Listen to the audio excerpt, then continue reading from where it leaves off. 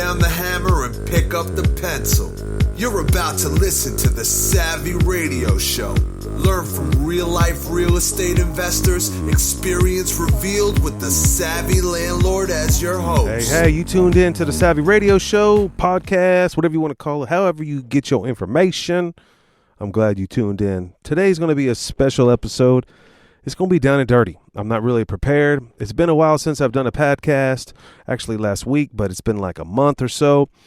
And throughout these last 60 days, I've just written down things that have inspired, motivated, and what I need to be learning, or a slap in the face. So I just randomly wrote down a few things as I've grown and learned them. So this is going to be a little rusty. Some of these things I wrote down, it's going to be kind of old to me, new to you, and I just haven't done them. I need to get back on getting this information out to you as soon as possible. The goal, whatever it is to inspire you, to motivate you, to move you to the next level or asset, whatever it is. I hope this will be beneficial to you, beneficiary to me. Anyway, here we go. So I learned this from a super successful entrepreneur, and he's like, when I come home, if I'm on a phone call, which happens to me a lot, I don't put my finger up to my kids. Ooh, I had to write that down. I had to hit pause, and I wrote that down. Many times I try to get out of the office, get home by 3 o'clock when my kids get there, and then I'm still on an important phone call. And my homie, he just reminded me, drive around the block. Do not put your finger up to your children. I'm telling you, I've been extremely convicted about this. Because I can know my little one, she runs to the car. She wants to talk to me. She jumps on my car, on my truck, and the only thing Daddy does is give her a finger. Oh, God. I'm telling you, this podcast is going to be hot. I just slapped myself. I hope that it motivates you. Yes, I'm grinding it out. I'm trying to be a better father, a better business person. But don't give him the finger. I'm not talking about the middle finger. I'm talking about just the finger, 1 more minute finger. We need to stop putting the 1 more minute finger out and think ahead. What am I doing? I can drive around the block before I pull in. But see, my flesh wants to get there early. Either I need to get off the phone or drive around the block. Tip number 1 for you. Hopefully that inspires you. Another thing that reminded me when I'm doing this, when you come home from wherever it is, I learned this from a motivational speaker, Brian Dodge out of Dallas. Google him up, Brian Dodge, like you dodge, or like the vehicle Dodge. Brian Dodge said, I went on a seminar with him one time, and he's like, when you come home, you bring the energy. Man, I'm telling you, it works. When I come home, I get loud. Hey, I'm here. And it just amps everybody up. My wife could be just in the middle of drama homework, or the food was burnt. And then I come in, gangster. Hey, what's going on? And then I just love on them. Bring the energy. Do not come home and you just wacky whack. It's been a hard day. A lot of people don't know this, that entrepreneurs, business people, men and women, mainly what we do all day is make decisions. Should I invest in this? Should I do this? And should I buy this? Or should I sell that? Or whatever the case may be. Those are all decisions. And that boils down to decision fatigued. And so by the time you get home, you're fatigued, you're tired. And it may not be physically, but it could be emotionally. It could be all the drama that you had to endure, or a bad customer or client, or whatever the case may be. You got to leave that, kick that to the curb, and come home and bring the energy. Brian Dodge even had little bracelets, little blue bracelets. This is how old school it is. If you know what I'm talking about, holla at me. Let me know if you ever saw Brian Dodge live. This is a cool cat. But I had one of those bracelets. It changed my life. When you come home, you need to bring the energy. All right. Another thing is you need to challenge yourself. Oh, what? I know that, VanCauwenbergh. That's why I tune into the Savvy Radio Show. No, what I'm talking about is I heard this thing called the money tree. You know about the money tree. I'm really studying Robert G. Allen. You know this. If you listen to any of my podcasts for more than a year, I like to go back. Where do I come from? I like to remember, never forget where I came from the hood to good, from the homelessness, whatever the case may be. So I always wonder, people ask me, how'd you get here? How do you get to this level? And I always go back, and how do I do it? And I go back and I read a book at least every year. And Robert G. Allen is on my list this year. And on that list, he has multiple streams of income. And so he talked about in the book, which I definitely recommend, is having a money tree. So challenge yourself. What is your money tree? What is something that is growing and that's going to yield fruit? And that fruit is cash. That fruit is not just equity, but I'm talking about a money tree. Can you create a side hustle? Can you challenge yourself to go out and be a coach, right? You may be successful in real estate. You may be successful as an eye exam person. I don't know. Whatever the case may be, can you figure out a way to create a side hustle, a money tree, and then maybe even make it passively? Challenge yourself. Don't just rely on one scenario. Try to make multiple streams of income. All right, that's that one. All right. Here's something that I just again, this must be the confession podcast, because I'm just going down my list of random things I wrote down, and these are what I wrote to myself. Stop hurting, period, pointing things out. Okay, well, my wife tipped me off. This is what a good relationship is. I'm not perfect, okay? And I do make mistakes, and I realize I do have some faults. And of course, my pride is so big, you don't think you have any faults. You can't do no wrong. You can, the Midas touch, right? No, I fail.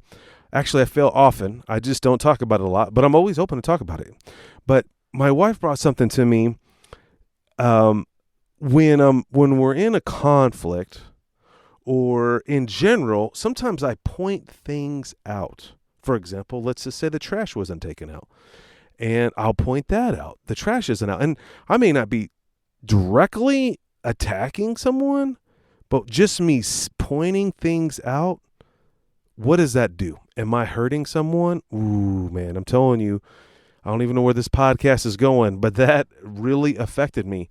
And so I have consciously stopped pointing things out. Now, of course, I'm generous to my staff. Of course, I don't say anything to anyone else. But I've caught myself several times since I wrote this down, stop pointing things out. I've done it to my kids. I've done it to maybe some of my staff. I'm just so thankful that my wife pointed that out. Stop pointing things out when people are hurting or you're hurting. Oh, no. Okay, I remember now. When I'm hurting, I will point things out. Okay. I don't know if that hurts. I don't know if that hurts you, but I don't know if that helps you. I don't know if that's you. And if that's you, be conscious and aware of it. And I think another thing I want to add to that, try to find some folks in your life that will really be authentic with you and just point out some things that you could be working on. Now, I've not working on like a long project, but I remember a really good friend of mine, and I've said this in a podcast before, that, you're condescending. And I was like, what?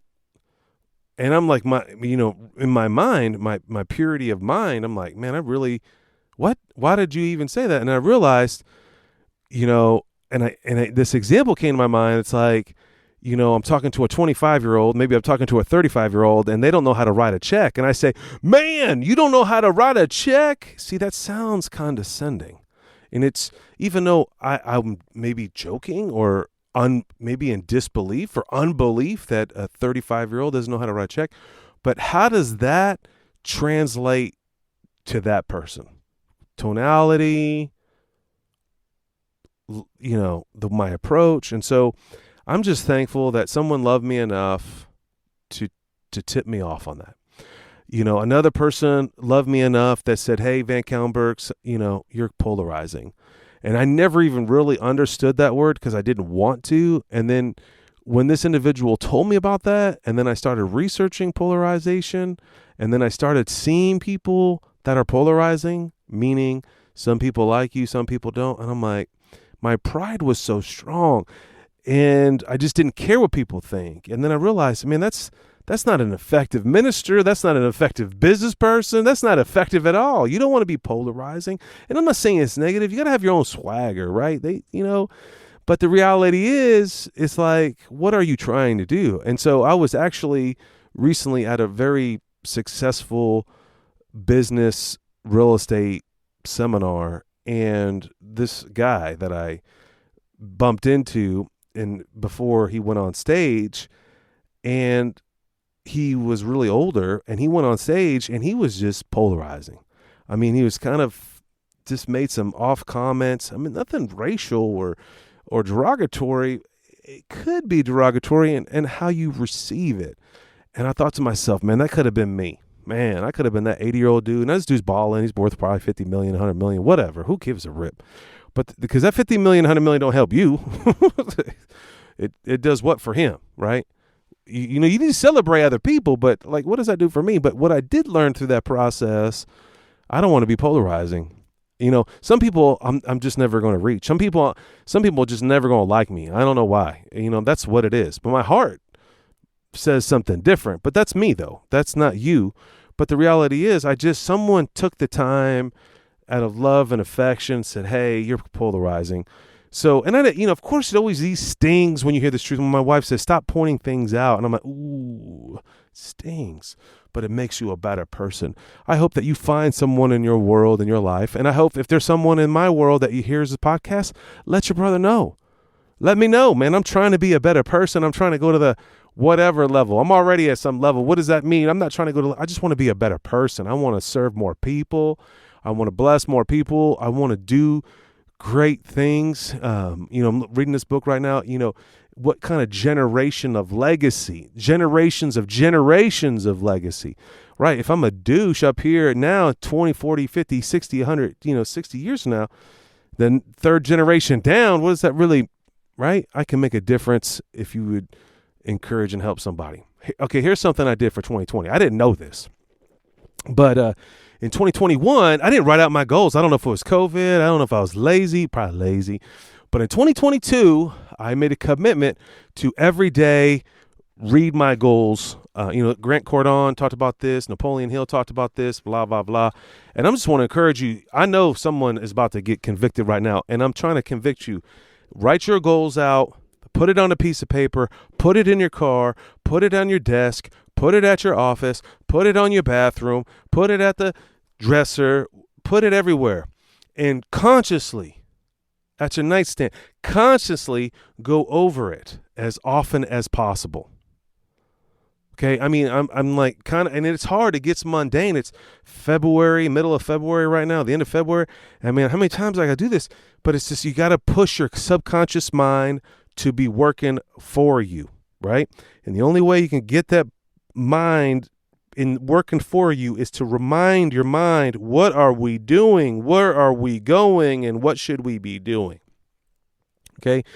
And I just set like some random lofty goals down, and boom shakalaka, at least 25% of one of my big goals, which is, I'll just tell you right now, is to acquire $2 million worth of assets for 2022. And there's a lot of things behind that goal, not just to have more assets. Yeah, of course I want more assets, but I don't know why I threw down 2 million, but within January, I acquired $650,000 worth of assets. And I think it contributes to me writing out my goals. I want to weigh this much by this date. I want to publish the private money book by this date. I want to publish another book by this date. I want to update and write out my 100 goals. I want to run 5 races this year. I want to give $200,000 to Life Church on top of my tithe.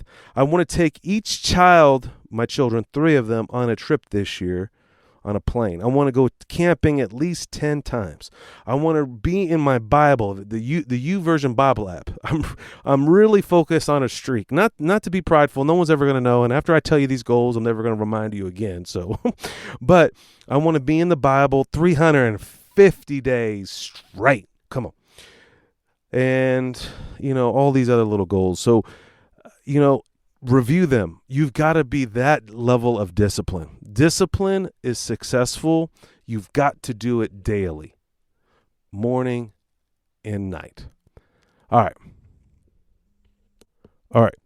Here's another thing. So I don't know what skills you have, or I'm really into sales right now. I mean, I'm not talking about sales like slimy sales. I'm Another good friend of mine gave me a phenomenal sales book that has set me on a trail of several other books by this gentleman called Ron Willingham. Willington Ham, Willinggham.